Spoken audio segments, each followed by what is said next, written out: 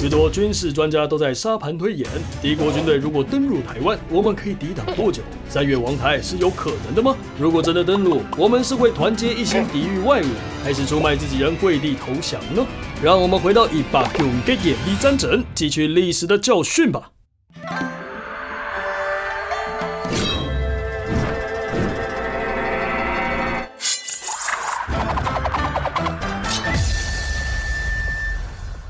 Hello， 大家好，欢迎来到客栈，哈哈哈店。1895年，一场甲午战争签订的一纸马关条约，台湾直接猪羊变色，你不宁哀了耶！在这个危急存亡之秋，士绅们先不顾北京反对，硬成立了台湾民主国。但日军一登陆昂莱，又快闪解散，关呐！而从来都靠不住的政府军队果然也是正常发挥，在官绅们一个个重回祖国怀抱后，直接变成另一个祸乱，四处满奈大家，穷你个波耶！哎呀，像是台北城，总统跑路后就是各种烧杀掳掠人间地狱，反而只能请日军进城才能维持秩序，本来的敌人变成你的救星，真给黑某奈吼啊！既然政府这么无用，我们就只好靠自己了。各地人民纷纷组织义军，而唯二的2位逆军统领都是来自我们铜锣湾的扛把子，苗栗铜锣的客家英杰。首先进场在擂台右边的是说出宰凶有可能古体古神木里口鼻甜这句从小历史课本都不会错过的邱逢甲大大。那个号称台湾夜市小吃新创园区的逢甲夜市，就是在做他。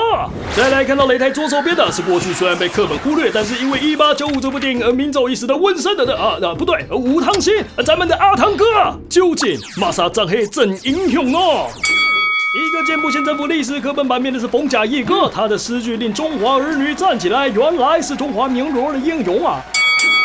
在一个迷踪不到的当代，轮到我们的阿汤哥了。当时阿汤哥和日军从新竹鏖战到彰化，还在八卦山之一开无双，一个手起刀落，眼睛都不眨一下，最后不幸死于日军炮火之中。这是台湾人觉醒的象征，是台湾人的英雄啊！